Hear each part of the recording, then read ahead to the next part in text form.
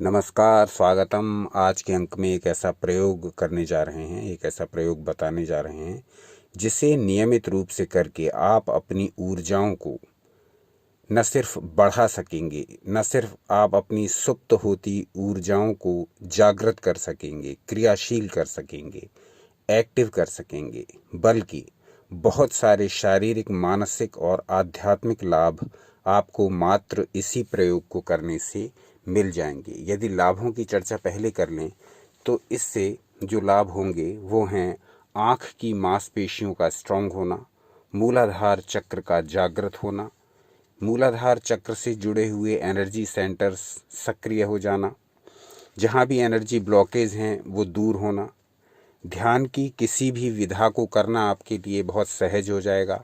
जिस भी विधि से ध्यान लगाना चाहेंगे वो शीघ्रता से लगेगा। आँखों की ज्योति वर्धक बताया गया है इसको, नेत्र ज्योति बढ़ाने वाला, मन को शांत करने वाला, मानसिक तनाव को समाप्त करने वाला, क्रोध को शांत करने वाला, दिव्य शक्ति की प्राप्ति कराने वाला, ज्ञान और स्मृति शक्ति बढ़ाने वाला, चित्त और इंद्रियों को स्थिर करने वाला ये ऊर्जादायक, असीम ऊर्जादायक प्रयोग, जिसको नित्य थोड़ा समय अपने लिए निकाल करके यदि इस प्रयोग को नित्य करेंगे तो ऊर्जा का भरपूर भंडार प्राप्त करेंगे। जो एनर्जीज, जो शक्तियाँ हमारे भीतर सुप्त पड़ी हुई हैं उनको जागृत कर सकेंगे बहुत ही शीघ्रता के साथ, बहुत ही सरलता के साथ, यदि इस मुद्रा का अभ्यास करें, इस विधि से करें। तो आज वर्णन करने जा रहे हैं अगोचरी मुद्रा का, और उसको किस प्रकार से करना है वो देख लेंगे। अगोचरी मुद्रा एक सामान्य होती है।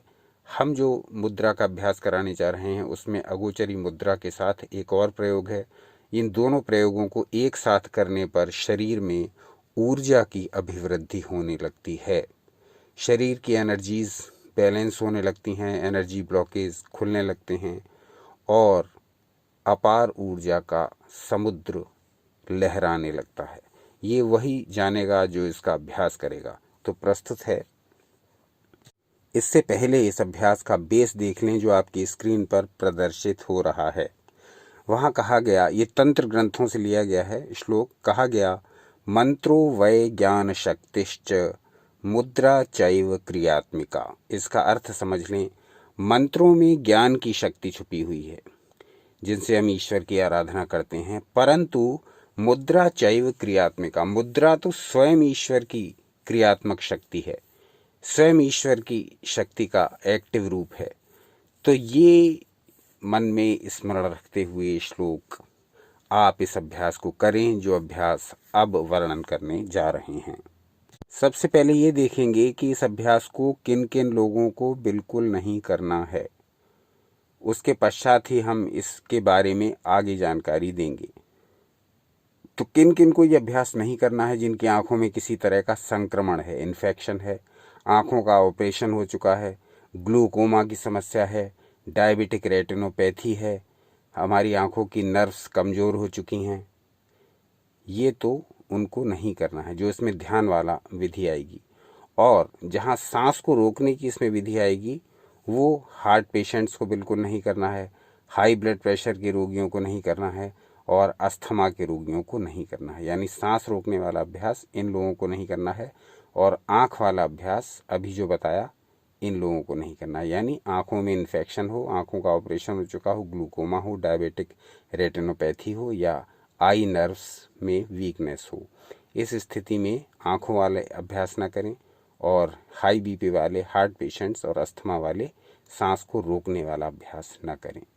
बाकी सभी लोग इस अभ्यास को कर सकते हैं। अब देखते हैं, अब हमने देखा कि इसके लाभ क्या होंगे और किन को ये अभ्यास नहीं करना है। अब आ जाते हैं अभ्यास पर, क्या अभ्यास है और किस प्रकार से करना है।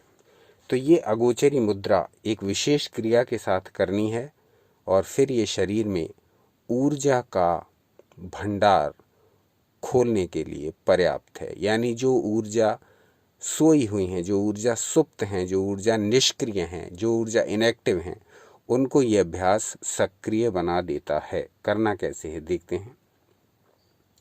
तो सबसे पहले अगोचरी मुद्रा लगाते हैं और अगोचरी मुद्रा का अर्थ समझ लेते हैं। अगोचरी मुद्रा संस्कृत में तंत्र ग्रंथों में इसका उल्लेख कहा गया कि इंद्रियों से परे का ज्ञान प्रदान कराने वाली ये विद्या है, अज्ञात का बोध कराने वाली ये विद्या है, अदृश्य को दृश्य बनाने वाली ये विद्या है, चेतना को उच्च स्तर तक पहुंचाने वाली ये विद्या है। तो ये विद्या अपने आप में बहुत सारे रहस्यों को समेटे हुए है, बहुत सारे लाभों को समेटे हुए है, परंतु इस विद्या के रटने, सुनने या गाने से काम नहीं चलेगा। इस विद्या का जो अभ्यास करेगा केवल वही इसके उच्चतम लाभों का अनुभव कर सकता है, क्योंकि बिना अभ्यास के कुछ भी पता नहीं लगेगा। कितने ही गुण पढ़ लें, सुन लें, रट लें या उनका मनन करते रहें, लेकिन जब तक इस विद्या का अभ्यास नहीं करेंगे रत्ती भर फल नहीं मिलेगा। और जैसे जैसे अभ्यास करते जाएंगे फलों में वृद्धि होती चली जाएगी। तो सारा कुछ किए का कर्तव्य है, करेंगे तो लाभ होगा, नहीं करेंगे तो ये रूखी सूखी सी ज्ञान की बातें बन करके रह जाएंगी। तो अगोचरी मुद्रा को एक विशेष विधि के साथ कैसे करें, अब ये देख लेते हैं। इसमें क्या करना है कि किसी भी आसन में बैठ जाएंगे। जैसे हम बताते हैं अपने वीडियोस में, किसी भी आसन में बैठ जाएगी जिसमें आप सुखपूर्वक बैठ सकें। ऐसे नहीं बैठना है कि बैठे हैं लेकिन फिर मन कर रहा है कि बस जल्दी से ये आसन हटे तो फिर हम अपने दूसरे कामों को करें। इस प्रकार से ऐसे किसी आसन पर नहीं बैठना है जिसमें अनकंफर्टेबल फील करते हैं।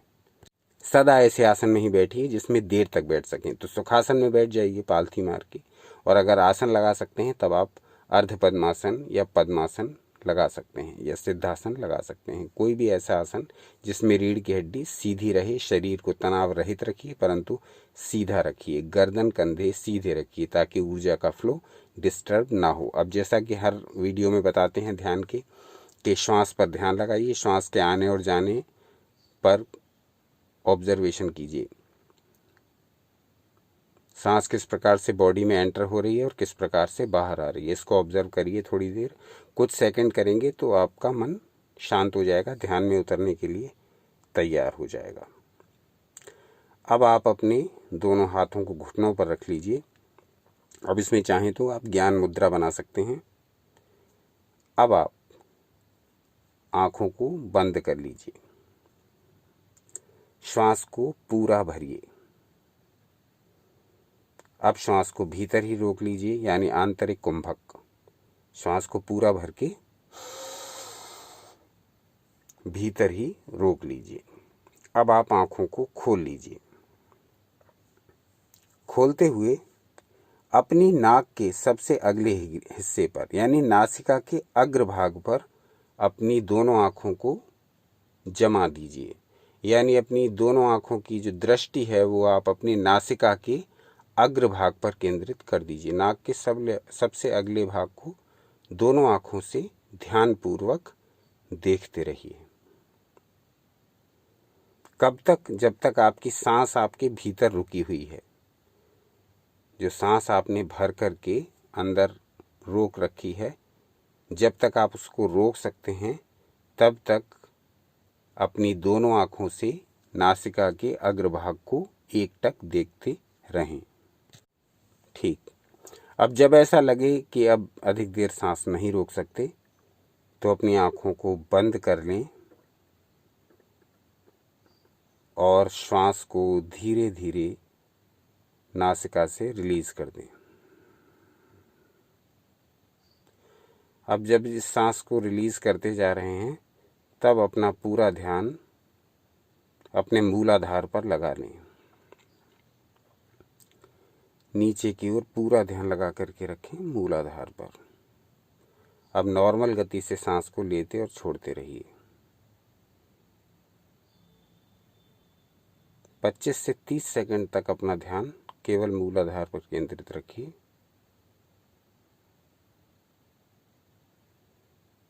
फिर आंखों को खोल लीजिए। ये आपका एक चक्र या एक साइकिल पूरा हुआ।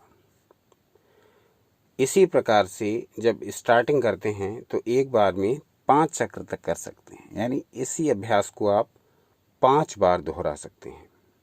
एक सप्ताह बाद आप इसकी संख्या बढ़ा लीजिए, 7 या 9 चक्र कर लीजिए। फिर 1 सप्ताह बाद इसकी संख्या बढ़ा लीजिए। इस प्रकार से लगभग इसको 15-20 मिनट से लेकर के आधा पौन घंटे तक इस अभ्यास को निरंतर किया जा सकता है। यह आपके समय के ऊपर निर्भर करेगा, आपकी श्रद्धा के ऊपर निर्भर करेगा, लेकिन इसको अधिक से अधिक 45 मिनट तक कर सकते हैं। कम से कम इसको 5 चक्र करिए, तब ये लाभप्रद होगा। यानी एक बार में, जैसे अभी बताया, ये एक स्टेप हुआ, इसी प्रकार से 5 स्टेप करिए एक बार की सिटिंग में, तो ये तब लाभकारी होगा। अब ये जो देखने में साधारण सा प्रयोग लगता है, ये अगोचरी मुद्रा तंत्र शास्त्रों की एक विशिष्ट पद्धति है, जिसको तांत्रिकों ने लाखों वर्षों से आजमाया और हमारे लिए लिपिबद्ध करके रखा है, जिसको हम यदि अपना लाभ चाहें, यदि उन्नति चाहें सांसारिक जीवन में, आध्यात्मिक जीवन में, अपना शारीरिक मानसिक स्वास्थ्य उत्तम करना चाहें, तो इस प्रयोग को अवश्य करें। ये प्रयोग बहुतों ने किया है और बहुत लाभ उठाया है। तो अगोचरी मुद्रा यदि इस विधि के साथ करते हैं, जिसमें लास्ट में मूलाधार पर ध्यान लगाना है, तब यह क्रिया अत्यधिक फलवती हो जाती है। शरीर में ऊर्जा का संचार ये ध्यान बढ़ाता है, ये विधि बढ़ाती है, और छोटे मोटे रोग दूर होने अपने आप प्रारंभ हो जाते हैं। तो ये विधि नित्य प्रति करने की है। कुछ छोटी मोटी शर्तें हैं, कुछ छोटे मोटी विधि हैं, नियम हैं, जिनका पालन अवश्य करिए। वो हैं, अपना भोजन संतुलित रखिए, नियमित रखिए। ये नहीं कि कभी कुछ खा रहे हैं, कभी कुछ खा रहे हैं। इस प्रकार का भोजन करना सीखिए इस काल में, जिस काल में इस अगोचरी मुद्रा का अभ्यास कर रहे हैं, कि आप कब ज़्यादा से ज़्यादा नेचुरल फूड लेने का प्रयास करिए। भाई, प्राकृतिक भोजन में जो अणु हैं, जो एनर्जी है, वो आपकी साधना में भी तो मददगार होती है, वो आपकी साधना में भी तो सहायक होती है, वो आपकी साधना में हेल्प करती है। जो भी कच्चे पदार्थों में एनर्जी होती है, क्योंकि वो प्रकृति के द्वारा तैयार की गई, पंच तत्व द्वारा तैयार की गई खाद्य सामग्री है। तो जब उसको आप अधिक मात्रा में लेकर के जो भी ध्यान साधना कर रहे हैं, जो भी योग साधना कर रहे हैं, जो भी प्राणायाम कर रहे हैं, जो भी त्राटक कर रहे हैं, जो भी आसन कर रहे हैं, वो उसमें आपको निश्चित ही लाभ होगा यदि आप रॉ फूड का अधिक प्रयोग करेंगे, क्योंकि उसमें प्रकृति की शक्ति उसके मूल रूप में होती है, पंच तत्वों की शक्ति उसके मूल रूप में होती है। आप खाने को जला भुना करके और उसमें बहुत ज़्यादा स्वाद के लिए बहुत तरह की चीज़ें मिला करके उसका सत्यानाश हम लोग कर देते हैं। तो प्रयास ये करिए कि जब भी कोई साधन करें तो उसके साथ रॉ फूड अधिक रखें, क्योंकि पंच तत्व यदि आप मूल रूप में आपके भीतर जाएंगे तो उनकी एनर्जी आपकी साधना में हेल्प करेगी। इस बात को ठीक से समझिए, बहुत ही बारीक विषय है ये। आज का अंक यहीं तक। जो भी कमेंट्स हो बताइए, किस विषय पर और जानकारी लेना चाहेंगे ये बताइए। देखते रहिए आपका अपना चैनल यू एंड योगा।